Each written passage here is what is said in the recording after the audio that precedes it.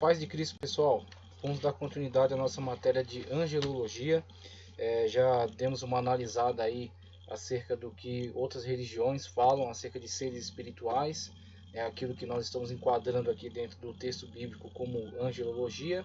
E vemos que na expressão de outras religiões, de outras tradições, de mitologias, né, de lendas que são difundidas aí pelas tradições de diversos povos, vemos que eles tratam esses seres com outros conceitos. Então, vimos aí devas dentro do hinduísmo, dentro do budismo, vimos aí semideuses dentro das religiões, das tradições, né, da mitologia romana, grega. Vimos aí também deuses de diferentes estirpes, né, deuses, semideuses dentro das tradições egípcias. Vimos aí que o islamismo também fala acerca de Deus, fala acerca de anjos, né? Herdando aí essa tradição judaica, cristã e até alguns aspectos do zoroastrismo. O zoroastrismo que fala acerca das emanações, o Ahura Mazda, os Amesha Spenta, né, os Yasata. Então fala de emanações, fala de seres também subordinados a elas. E vamos dar continuidade aí, entrando agora pelo gnosticismo, tá ok? E vamos ver dentro dessa tradição gnóstica, que na verdade é um sincretismo, tá ok? É uma fusão entre aspectos da religião, da filosofia ocidental e também dessas escolas de pensamento, essas escolas de misticismo advindas do Oriente, do Extremo Oriente, que passam a interagir e passam a sofrer um sincretismo a partir do contato que tem muitas das vezes através de rotas comerciais. Ok? Então, esta interação entre esses grupos vai produzir diversos tipos, uma grande gama de escolas de pensamento, né, de pensadores, de filósofos, de místicos, de gurus, que vão elaborar diversos tipos de conceitos, de filosofias, de religiões, de algumas escolas de misticismo, onde algumas pessoas são iniciadas a alguns mistérios. E esses diferentes modos de tratar com essas questões espirituais, essas questões ligadas a seres que estão interagindo entre o mundo celestial e o mundo dos humanos, muitas das vezes caminha pela lógica de trazer uma elevação desse ser humano a partir do conhecimento esse tipo de mistério, tá certo? Essas coisas esotéricas. Então temos aquilo que é exotérico, que é aberto, que é muitas das vezes praticado pelas religiões oficiais, e temos aquilo que é esotérico, e muitas das vezes essa parte esotérica está vinculada até essas religiões oficiais. É uma parte mística, é uma parte mais oculta, mais secreta, dentro às vezes até das religiões oficiais. Então, dentro das religiões, as grandes religiões, né, com a sua liturgia, o seu rito praticado, conhecido por todos, há dentro delas também uma parte que é praticada de uma forma um pouco mais reservada por alguns grupos. E existem também outras escolas de mistérios, onde alguns mestres pronunciam seus discursos, falam acerca desse conhecimento, constroem esses saberes, e esses saberes são comunicados aos iniciados. Tá, okay? Esses iniciados têm acesso a essa sabedoria e por meio dela pretendem então ascender a outros níveis de existência, que é onde vai explicar até o nome, o uso desse termo gnóstico, que na verdade não diz muito especificamente acerca de um tipo, de um grupo ou de uma forma de filosofia ou de religião, porque na verdade esse termo gnóstico é bastante genérico e ele vai caracterizar um grande leque de possibilidades de escolas de misticismo, de tipos de pensamento, tá, ok? Que vão traduzir esta interação entre esta filosofia e esta religião, esta mitologia do Ocidente e do Oriente. Então a união entre eles produzirá diversos grupos que podem ser chamados grupos gnósticos, né? Do gnose e a gnose conhecimento, e o conhecimento, esse tipo de conhecimento místico, conhecimento secreto, que pode promover a ascensão desses indivíduos. Então, nesse viés que caminha esses grupos místicos, filosóficos, que podem ser enquadrados dentro de grupos gnósticos, que dizem ser detentores de um conhecimento místico secreto e um conhecimento que possibilita a ascensão desses indivíduos a classes superiores, tá certo? Aspectos, a esferas de vida superiores. Então, esta é a grande promessa dos grupos gnósticos. E aí é onde entra a interação desses grupos com a angelologia, porque muitas das vezes a forma como eles vão encarar esta possibilidade de ascensão até o Deus totalmente espiritual, totalmente diverso do mundo material, e aí vemos aí um aspecto dualista,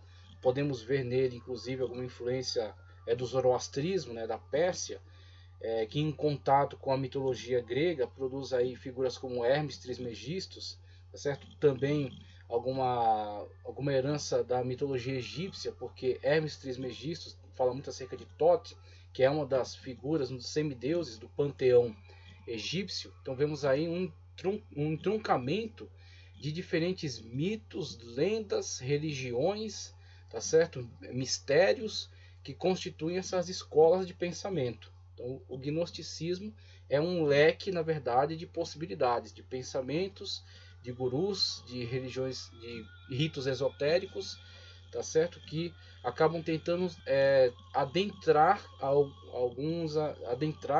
as religiões e produzir nelas alguns aspectos um tanto diferenciados da sua confissão oficial. Então, o gnosticismo está presente no islamismo, por exemplo. Nós temos, não sei se vou me recordar agora do nome que é dado ao gnosticismo, ao aspecto místico do islamismo.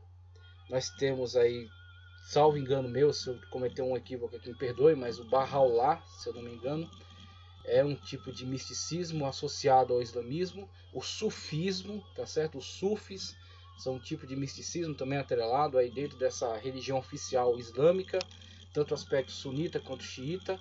E aí lembrando-se que o xiismo muito prevalece na Pérsia e suprime o zoroastrismo, mas com certeza alguns aspectos do zoroastrismo passam por meio de alguns pensadores que estão na religião oficial, mas que propagam dentro dela pelo menos alguns aspectos. Aí no cristianismo, muitos movimentos de mistérios que tentam se associar, que muitas das vezes são refutados por alguns apologistas, por estarem promovendo algumas distorções à religião, ao credo, à confissão oficial, tá ok? Então a confissão bíblica dogmática que é defendida pela igreja, como até o escritor da carta, o escritor chamado Judas, a carta que escreveu, a forma como ele lida com essas intervenções desses mestres, esses falsos mestres, como eles são caracterizados, e as distorções que trazem sobre a doutrina esta que é fundamentada na Sagrada Escritura, na tradição judaico-cristã, no Antigo Testamento, na Tanakh, e agora no Novo Testamento, as primeiras cartas dos evangelhos, tá, okay, que estão circulando, a interpretação oficial, a interpretação inspirada pela Sagrada Escritura, a partir de autores idôneos vinculados ao colégio apostólico, ou que estão debaixo da autoridade dos mesmos, tá ok? Temos aí Mateus, apóstolo, João, apóstolo, Marcos, a tradição vincula a Pedro, a autoridade de Pedro, Lucas, que a tradição vincula a Paulo, então a autoridade de Paulo está ali naqueles escritos, as cartas, Judas, Tiago, as cartas universais, a carta aos Hebreus, que não chegou para nós o seu autor, mas que era conhecido dos seus destinatários. Então, essa é a confissão oficial, mas dentro dela surge toda uma tradição de misticismo que tenta adentrar ao cristianismo por meio das escolas gnósticas dos seus mestres, que muitas das vezes se associam às igrejas e constroem textos que eles querem atribuir como textos sagrados, mas que na verdade são refutados e rejeitados do cânon, não são canônicos, por entrar em contradição com doutrinas, com dogmas estabelecidos desde o Antigo Testamento e ratificados no Novo Testamento. Então temos aí os livros apócrifos, uma imensa gama de livros apócrifos, tá ok? Que circularam durante muito tempo e que foram rejeitados, não foram canonizados, uma vez que entravam em choque, em colisão com doutrinas que estavam fundamentadas nos textos sagrados, nos textos inspirados, Antigo e Novo Testamento. Aí temos textos apócrifos, textos pseudoepígrafos, quando a pessoa toma o nome de um personagem importante dentro do colégio apostólico e atribui o seu texto a esse personagem. Então temos aí Evangelho de Tomé, descoberto em 1948, tá certo? Em Nag Hammadi. Temos aí o Evangelho de Tomé. Então o autor atrela o seu texto a Tomé. Todavia, ao analisar o texto, vemos ali conteúdo estritamente gnóstico. Então vemos ali pensamento gnóstico dentro daqueles textos. A elevação por meio da sabedoria, por meio da gnose, por meio do conhecimento de saberes místicos, secretos, esotéricos. Okay? Então vemos ali como o autor pretende colocar nas palavras de Cristo, fazer com que Cristo pronuncie discursos que na verdade estão ligados a essas escolas de pensamento, que é uma fusão do misticismo, da filosofia ocidental com a filosofia e o misticismo oriental, resultando aí nessas diversas escolas. E a tentativa delas de entrar nas religiões, participar das religiões oficiais. O islamismo, né, começará a ter grande influência a partir de 600, né, com as grandes movimentações do islamismo, mas antes disso, a grande luta que o cristianismo travou contra essas escolas para não ser influenciada, não ser invadida por essas escolas de pensamento que estavam tentando distorcer os conceitos bíblicos. Então temos aí os gnósticos, o texto em tela fala acerca disso, essa grande diversidade, e fala, até quase que me esqueço, fala sobre a influência que o gnosticismo exercerá sobre o judaísmo, ok? Então temos aí alguns pensadores judaicos que vão, na verdade, beber dessa fonte gnóstica e construir a sua teologia, não somente a partir dos textos da Tanakh, mas também reinterpretando esses textos e acrescentando elementos da filosofia do pensamento gnóstico. A grande diversidade dos movimentos gnósticos influenciando nas religiões, nas grandes religiões oficiais, as grandes religiões abertas, né? Movimentos místicos que influenciam pensadores, e esses constroem filosofia, propagam livros, propagam pensamentos que trazem elementos misturados, né, das suas religiões com alguns aspectos do gnosticismo. E aí temos, por exemplo, Philon de Alexandria, que transmite alguns aspectos. Então a angelologia de Philon, um dos aspectos da filosofia dele, tem elementos gnósticos, tá certo? Tem elementos não somente judaicos, mas alguns elementos gnósticos. Maimônides, ok? Maimônides também vai transmitir na sua filosofia. Você pode ver alguns elementos gnósticos dentro da sua filosofia. Ele não é, vamos dizer assim, um herege a ponto de ser escorraçado dentro da religião oficial. Por quê? Porque, na verdade, se você analisar seus escritos, a maior parte daquilo que ele fala, a maior parte daquilo que ele escreve, está dentro do escopo da sua fé, da sua religião. No caso aí do judaísmo. Ele não está em flagrante contradição, mas algumas lacunas dos textos, algumas coisas pelas quais o texto oficial não se interessa tanto, algumas coisas que ele não traz um posicionamento muito aberto, muito específico, muitas das vezes essas lacunas são preenchidas com alguns elementos gnósticos que ele lança a mão a fim de trazer um esclarecimento. Só que esse esclarecimento acaba por inserir o gnosticismo dentro do judaísmo, por exemplo. Aí vemos uma corrente muito importante que está muito presente não somente no judaísmo hoje, mas é uma corrente presente em todos aqueles que adotam os conceitos de nova era, né, que estão abertos a esses conceitos de nova era, essa grande influência do misticismo, das religiões orientais. Vemos hoje a propagação da Cabala. A Cabala, como o próprio nome diz, a tradição, e essa tradição, o pressuposto dela é que ela é uma tradição oral milenar, tá certo? Que ela, ao mesmo tempo que temos a Torá escrita, que é a Torá, a Bíblia Sagrada, o Antigo Testamento para nós, né, aquilo que vai ser unido ao Novo Testamento, constituindo nosso livro sagrado. Para os judeus, né, aquilo que nós chamamos de Antigo Testamento, aquilo que eles chamam de Tanakh, e principalmente dentro da Tanakh a Torá, é o texto fundamental, o texto base, né? Então a Torá tendo aspectos de uma Torá escrita, tá, okay? A Torá escrita sendo aquela que Deus revelou a Moisés, aquele que está presente na nossa Bíblia. Mas não somente, e essa é a alegação deles, não somente a Torá escrita, mas existe uma Torá oral. E essa Torá oral, essa transmissão oral, feita por meio da tradição, é a Cabala. Essa Cabala vem desde aqueles que... existe até uma tradição que diz que Moisés subiu ao monte para ouvir Deus, mas ao pé do monte haviam sábios que também ouviam esta revelação. Então um aspecto está na Torá escrita e o outro está na Torá oral, que foi transmitida de ouvido a ouvido até chegar aos nossos dias. Mas se você der uma boa analisada nesses aspectos da Cabala, você vai ver que está presente ali muito do gnosticismo, muito desses conhecimentos místicos, essa tentativa de interação com os anjos, essa tentativa de elevação por meio de conhecimento místico, um conhecimento gnóstico, tá ok? Essa tentativa de ascensão por meio do conhecimento acerca do trabalho desses anjos, um contato, uma interação com esses seres angelicais. E aí, por isso que em alguns aspectos a Cabala vai se distanciar da religião fundamentada em cima da Torá escrita, da Torá oficial. Tá ok? Então vemos aí como o gnosticismo é amplo, como o gnosticismo é diversificado e como o gnosticismo influencia dentro das religiões. Tá certo? Tanto dentro das religiões, constituindo uma ala mística dentro da religião oficial, ou de movimentos místicos que não estão vinculados a essas religiões, mas que podem até usar alguns aspectos delas, fundir alguns aspectos delas dentro da sua confissão.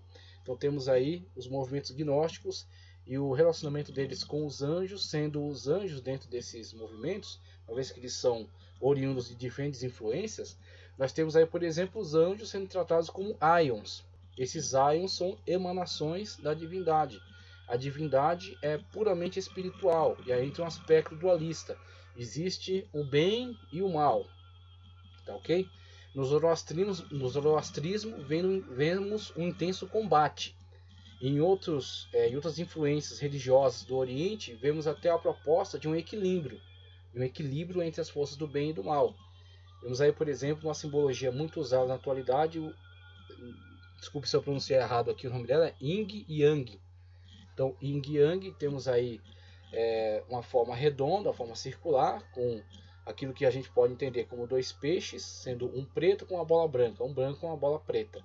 Tá certo? O mal tem um pouco de bem, o bem tem um pouco de mal, e assim promove-se um equilíbrio entre elas. Então, o que alguns buscam no equilíbrio, outros buscam num intenso combate. Tá ok? Então temos o zoroastrismo, que influencia o maniqueísmo e afirma esse intenso combate entre as forças do bem e do mal.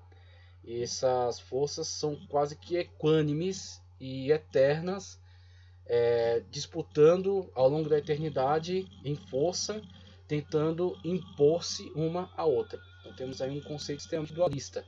Como já falei, o cristianismo não pode ser confundido com esse elemento dualista, porque no cristianismo o mal não é um ser autogerado. O mal é uma distorção do bem. Então existe, o que é aquilo que é bom. Uma vez que Deus é bom, tudo aquilo que ele criou é bom. Mas de toda a criação de Deus, uma parte dela foi distorcida, foi corrompida. E esta parte que foi corrompida da sua criação será eliminada. Então o que temos não é uma disputa entre bem e mal, mas o que temos é que o bem tem o momento certo, o momento em que ele irá agir, irá eliminar este mal, que é uma distorção da sua boa criação. Foi criado bom e foi distorcido. Então temos aí o cristianismo bíblico, tá ok? Agora o gnosticismo já traz uma outra ideia. Quando vemos aí esse dualismo do gnosticismo, vemos, por exemplo, muitos textos apócrifos que trazem uma afirmação de que o Deus do Antigo Testamento, e aí Marcion participou disso também. Marcion foi um dos que, influenciados por escolas gnósticas, tentaram trazer isso para dentro do cristianismo. E isso já muito cedo, assim, na época ainda de formação, não dos livros, tá? Os livros já estavam escritos, mas de formação do cânon. Por volta de 145 da era cristã, Marcion já estava querendo fazer uma filtragem do cânon a partir de conceitos gnósticos. Ele queria analisar dentro do cânon aquilo que ele entendia que de fato era canônico, que estava desatrelado, que poderia ser apartado do judaísmo, tá, ok?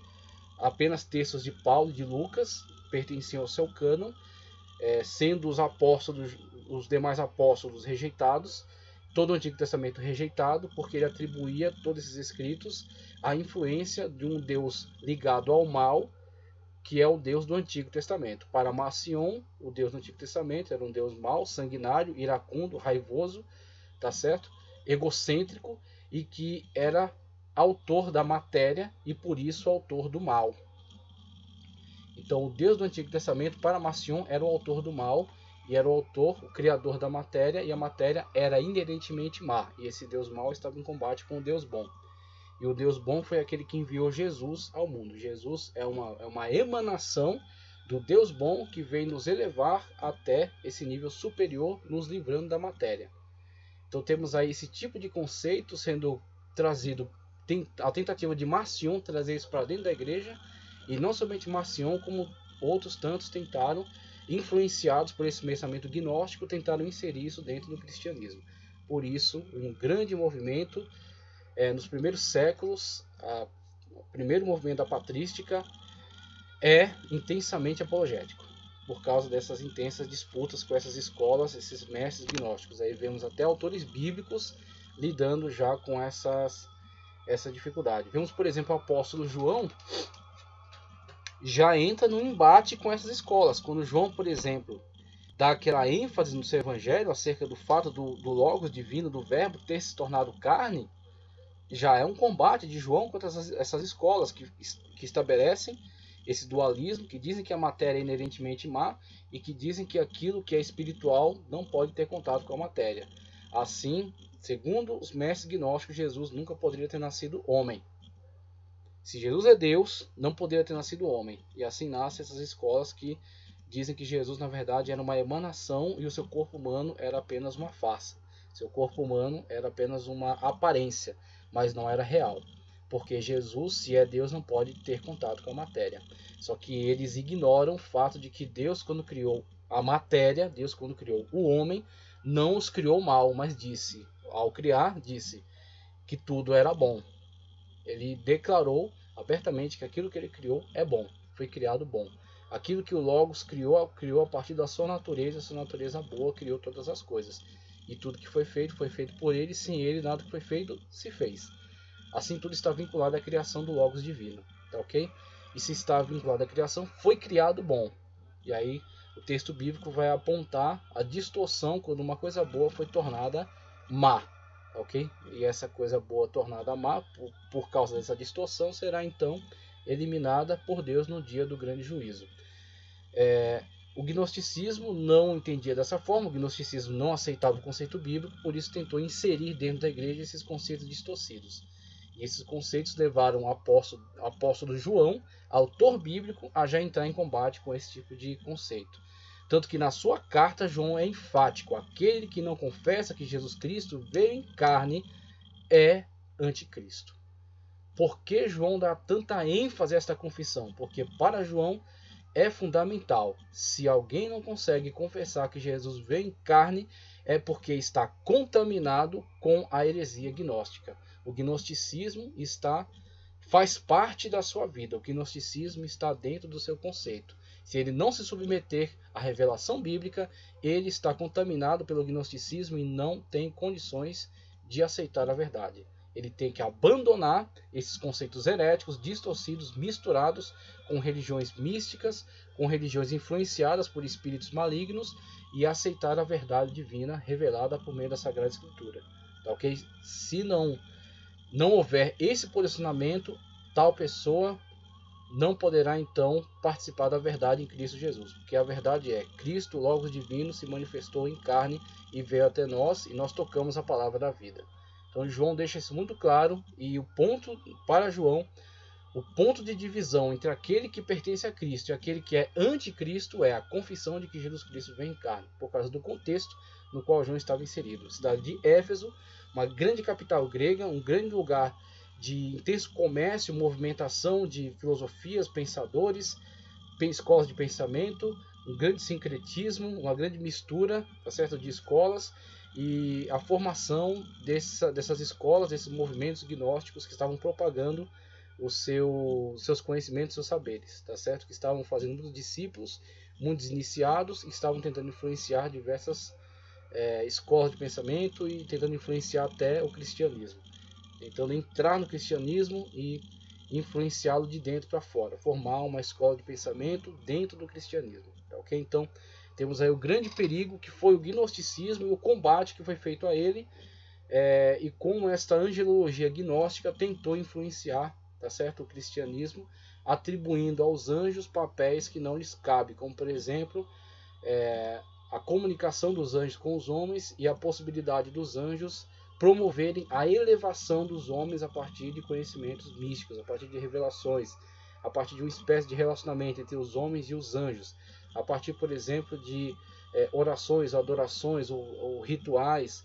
feitos por homens para beneficiar anjos, a fim de que esses anjos se comuniquem com eles e os comuniquem e os revele conhecimentos místicos, esotéricos, que essas escolas afirmavam ter. Então temos aí alguns prejuízos causados, né, que o gnosticismo tentou causar ao cristianismo e como ele foi intensamente combatido, tá ok? Então dando sequência aqui, depois a gente fala um pouco mais acerca do gnosticismo, mas a gente segue falando, por exemplo, acerca da nova era. Então, aquilo que o gnosticismo foi para a antiguidade, e aquilo que ele formou e propagou pela terra e pelas religiões, e formou grupos e pensadores, e escolas e livros, tá ok? Aquilo que o gnosticismo representou, hoje é representado pela nova era. Então a nova era é a ressurreição desse misticismo, a ressurreição desses cultos de mistério, a ressurreição desse paganismo. Então temos aí, com a promoção desses movimentos de nova era, temos aí a ressurreição dessas escolas de pensamento e a propagação delas dentro do mundo ocidental, tá ok? Dentro aí do mundo que foi tão cristianizado, mas que agora está sendo largamente influenciado por essas escolas de pensamento, por essa gama, né, de possibilidades dessas escolas místicas, essas escolas tanto influenciadas pelo hinduísmo, pelo Hare Krishna, pelo espiritismo, tá ok?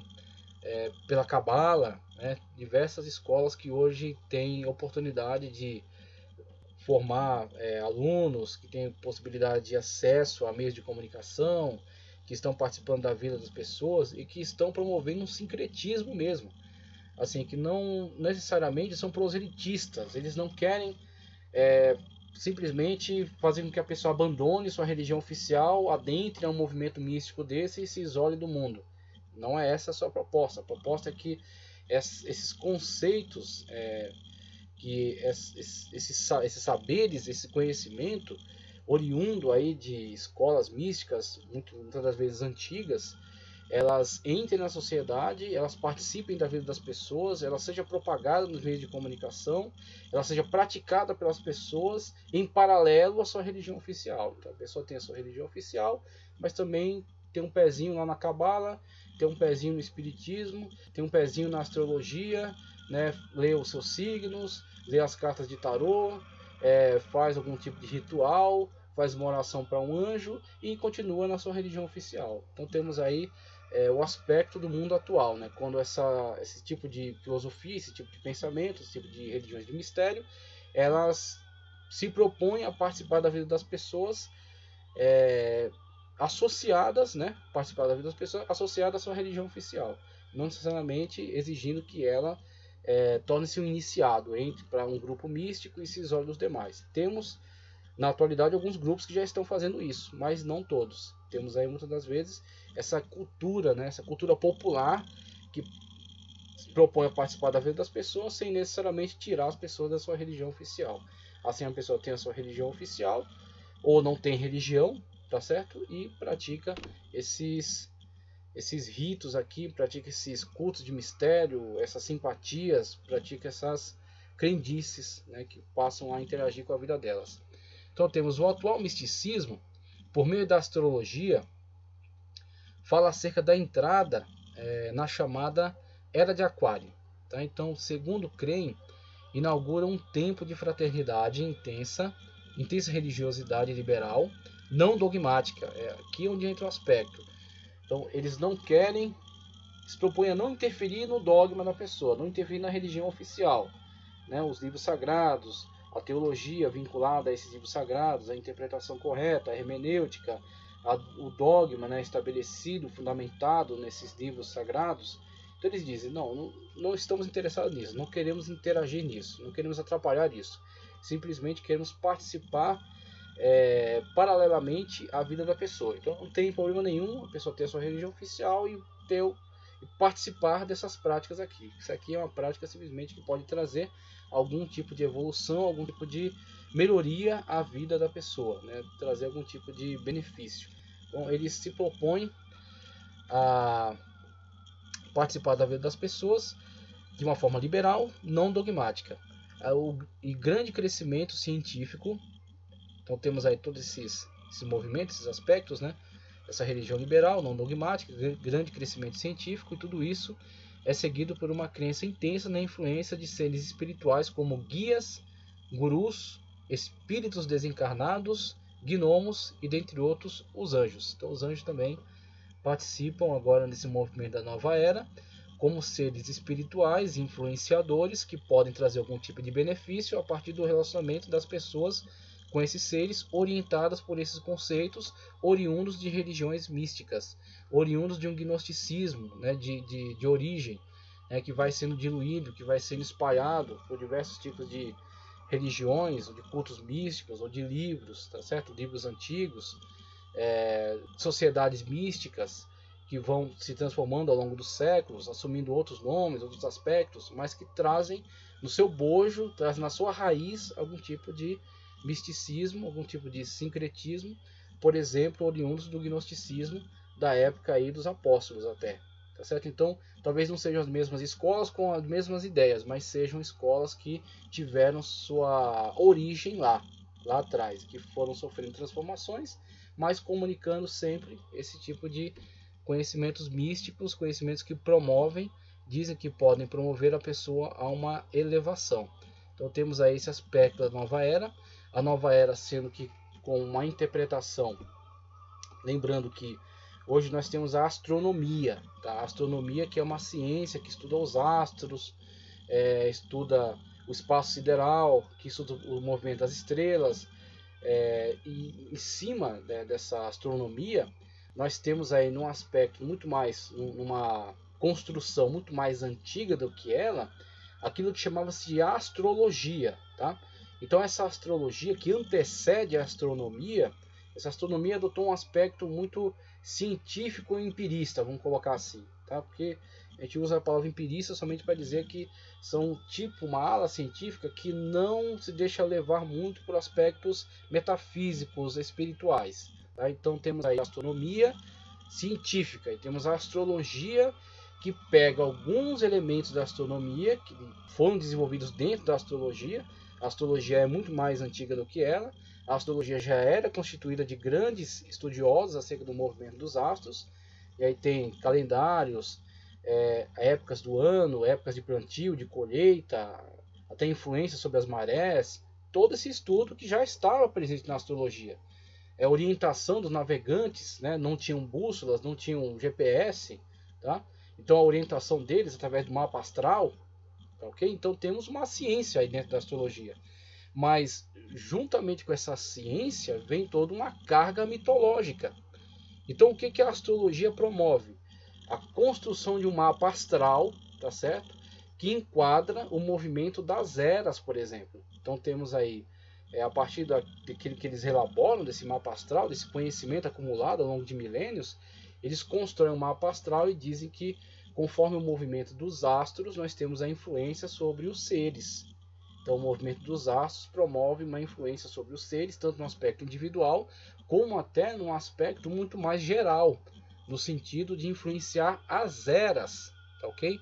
Então, temos eras que vão promover, que vão ser benéficas, vão ser favoráveis a determinados tipos de movimentos históricos. E aí eles falam que a era que está para ser vivenciada, que não está plenamente ainda enquadrada, mas que está para ser vivenciada, é a era de Aquário, na qual será favorável esse tipo de desenvolvimento, esse desenvolvimento da religiosidade, ciência, religiosidade liberal, ciência, fraternidade e por aí vai. Então, tudo isso está fundamentado em cima de algo que tem alguns aspectos científicos, mas que está muito permeado por questões mitológicas, lendárias, questões místicas.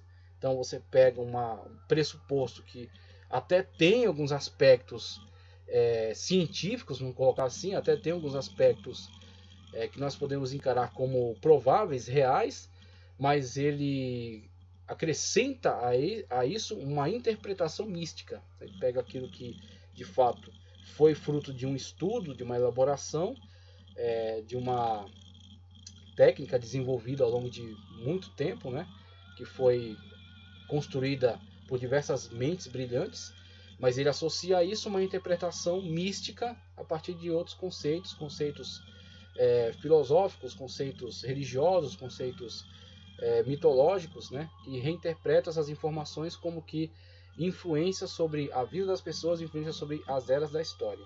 Okay? Então a astrologia, ela, no aspecto que ela estuda a estrela e o movimento dos astros, ela é aceitável. E, inclusive, acredito eu, não tenho tanto conhecimento dentro dessa área, mas acredito eu que muito daquilo que foi construído na astrologia está dentro da astronomia.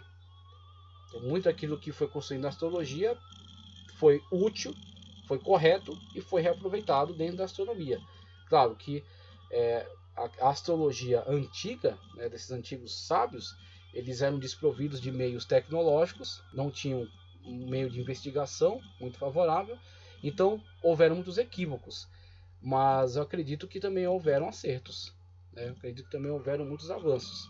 Então acredito eu que parte da astrologia está dentro da astronomia, mas outra parte da astrologia é puramente mitológica, associada à interpretação dada por místicos, tá, ok?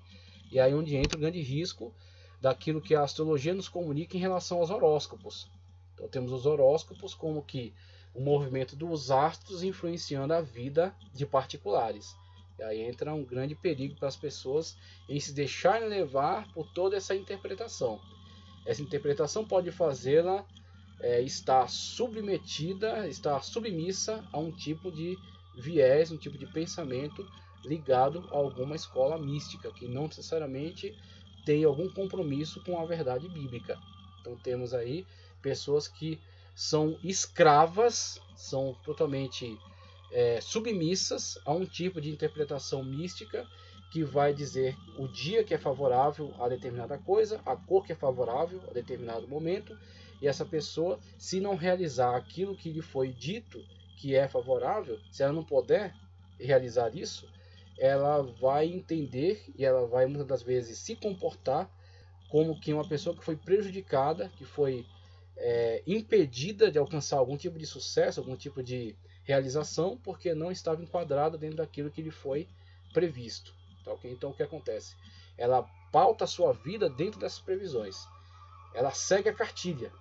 Então, uma vez que ela acredita piamente nisso, se ela não seguir a cartilha, ela já entende que ela será uma fracassada, não poderá obter sucesso, uma vez que ela saiu fora daquilo que foi orientado conforme essas interpretações místicas. E aí você vê pessoas sendo orientadas por astros, estrelas, movimentos astrais, interpretação sobre esses movimentos astrais, mistificação sobre eles e aplicação sobre a vida das pessoas. Então, muitas das vezes, temos algum aspecto, algum elemento real muito recheado, muito coberto por interpretações místicas que são colocadas sobre ele.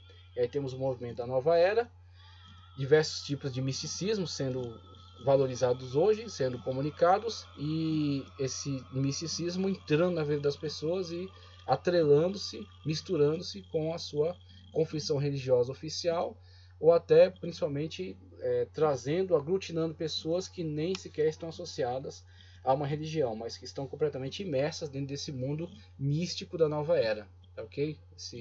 Dentro da Cabala, dentro dos movimentos hoje que cultuam deuses ligados à natureza, né, como o Wicca, né, esse tipo de bruxaria, mas o nome bruxaria para eles é até um nome ofensivo, pejorativo. Eles colocam como que pessoas que estão buscando um contato com seres espirituais ligados à natureza, né, adoração à Mãe Terra e por aí vai. Tantos músicos, tantos artistas que promovem esse tipo de cultura hoje. Temos a cultura hippie, que foi muito forte, que promoveu isso de uma forma muito incisiva, né? Então isso passou a fazer parte da cultura popular, virou uma cultura pop mesmo, né? Passou a ser algo muito valorizado. Existe, por exemplo, a excessiva valorização da figura do anjo da guarda, e aí temos a Bíblia Sagrada, ela até fala alguma coisa acerca da proteção do anjo a grupos de pessoas, aquele que teme ao Senhor, né? Os anjos do Senhor acampam ao redor daquele que o teme e o livra. Então temos aí o serviço prestado pelo anjo àqueles que temem a Deus. Agora, não necessariamente a Bíblia é específica ao falar que uma pessoa tem um anjo, que este anjo esteja ligado a ela ao longo da sua vida. A Bíblia diz que Deus guarda aqueles que o temem, tá certo? Ou se Deus permitir que essa pessoa seja atingida por alguma situação, ela até seja morta e ela vá para o reino celestial, foi permissão de Deus sobre a vida dela. E aí temos a soberania de Deus que nunca pode ser ignorada, nunca pode ser detida. Então a pessoa não pode colocar seu foco em cima dessa questão do anjo da guarda, no sentido de tentar um contato com este anjo da guarda, tentar um relacionamento com esse anjo da guarda, pensar que ela tem algum tipo de envolvimento pessoal com ele. Toda a nossa vinculação tem que ser em relação a Deus, e Deus organiza seu reino, Deus age da maneira como ele entende que deve agir, dentro da sua soberania, ok? Então temos aí hoje essa figura do anjo da guarda, que na verdade é muito promovida por esses movimentos de nova era, que vão promover não somente o conhecimento acerca desse aspecto angelical, mas uma tentativa de contato. Inclusive, algumas igrejas evangélicas chegam ao absurdo de promover uma espécie de troca de anjo da guarda. Eles dizem, olha, pode ser que seu anjo da guarda seja fraco, por isso que você está sendo roubado, por isso que você está sendo enganado, por isso que você está sendo prejudicado. Então você vai trocar o seu anjo da guarda por um anjo da guarda mais bombado, mais sarado, mais forte, né? Então esse tipo de mentalidade é uma mentalidade que está carregada de misticismo pagão. Isso é puro paganismo dentro do cristianismo.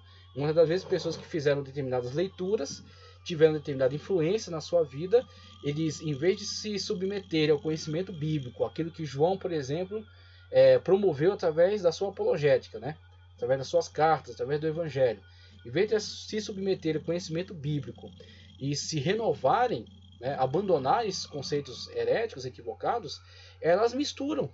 Elas trazem para dentro do cristianismo esse tipo de conceito e promovem isso, justificando através de algum tipo de texto bíblico distorcido.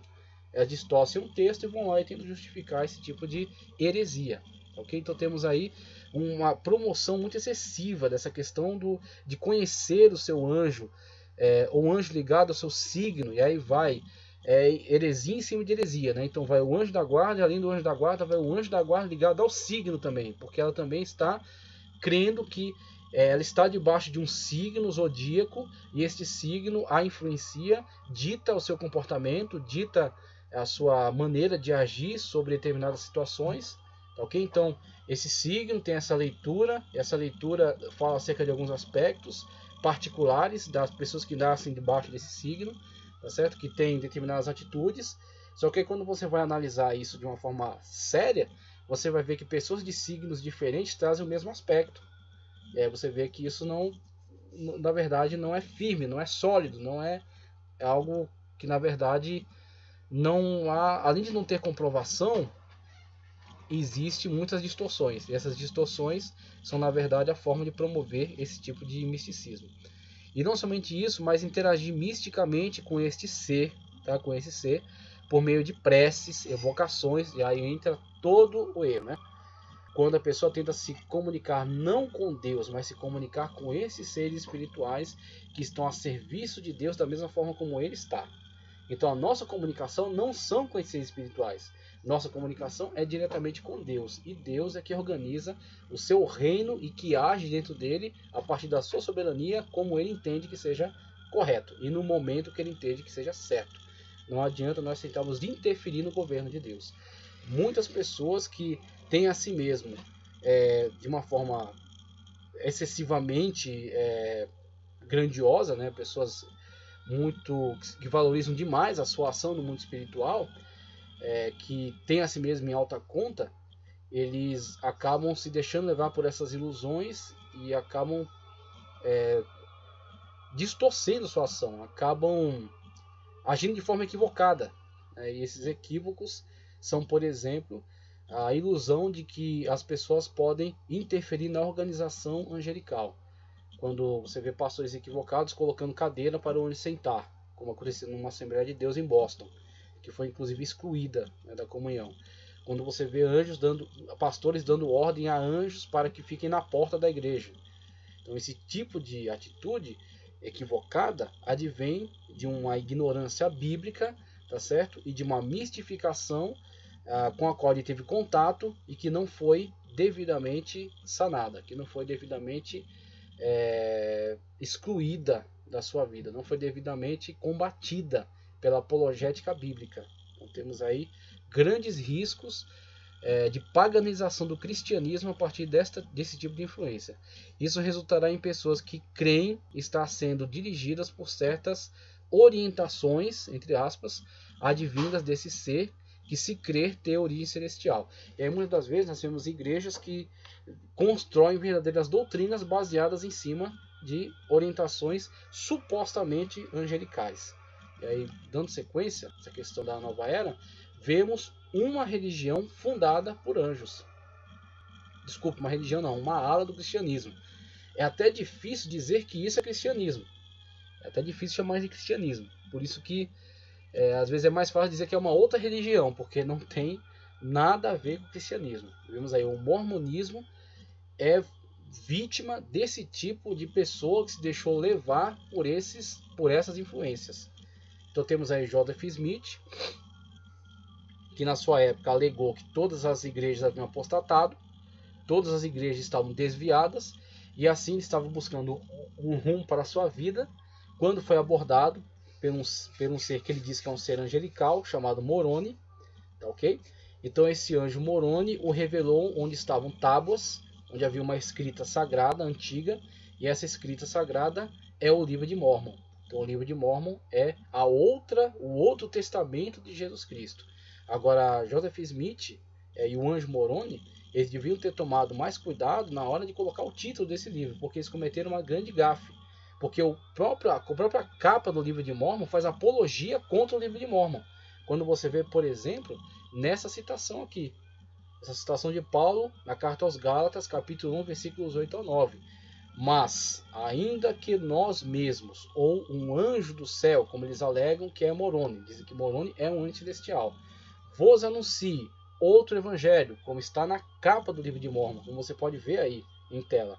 Vos anuncie outro evangelho, além do que já vos tenho anunciado. E o que é o livro de Mórmon, senão um outro evangelho, conforme eles alegam, né? Exatamente o alvo da apologética de Paulo, contra o qual Paulo estava se voltando. Além do que já vos tenho anunciado, seja anátema. Então, de acordo em coerência com a própria capa do livro de Mórmon, nós podemos chamar esse livro de livro anátema. Um livro anatematizado, um livro proibido, tá certo? Um livro excluído. Este livro é um livro anátema.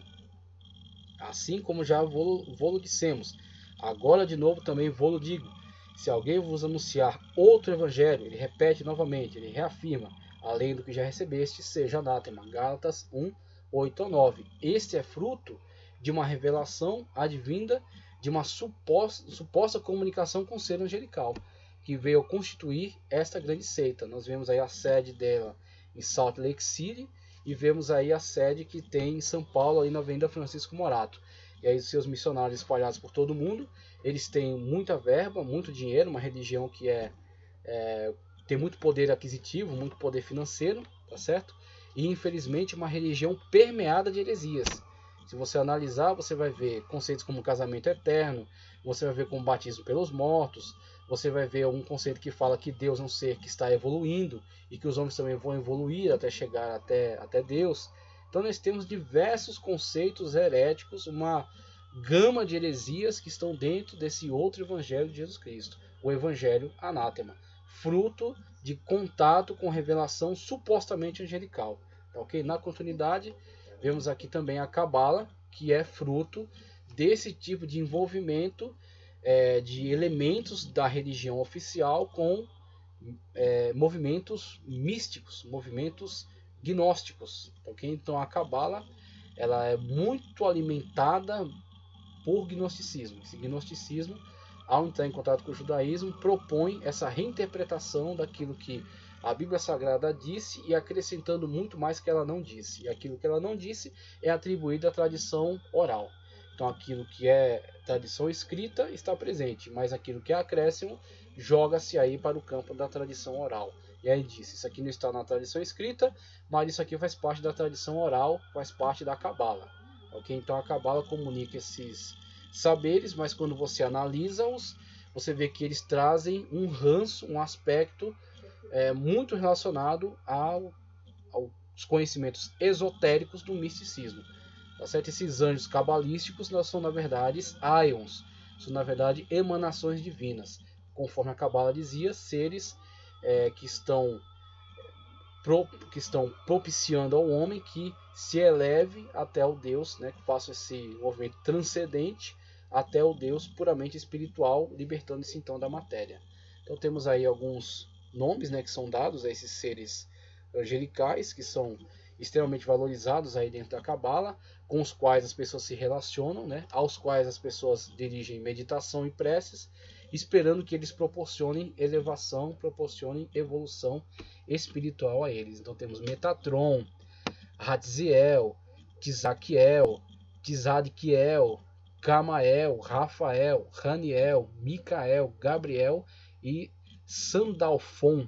Tá, ok? Temos aí esses nomes, as atribuições que são dadas a eles dentro da hierarquia e a crença de que por meio do conhecimento, do contato, do relacionamento com esses seres elevados, o homem poderá também elevar até um ambiente puramente espiritual, apartando-se da matéria dentro daquele conceito dualista gnóstico. Tá, okay? Então temos aí a influência desse tipo de angelologia misturado com misticismo, gnosticismo, movimentos dualistas, tá, ok? E o prejuízo que eles têm causado à revelação da Sagrada Escritura, né? Como a Sagrada Escritura tem sido distorcida dentro desses movimentos e como precisa ser refutado, rejeitado, tá, ok? Como o nosso único contato, nosso único relacionamento precisa voltar-se para Deus, tá, ok? Voltar-se para o Senhor e não para os seus subalternos.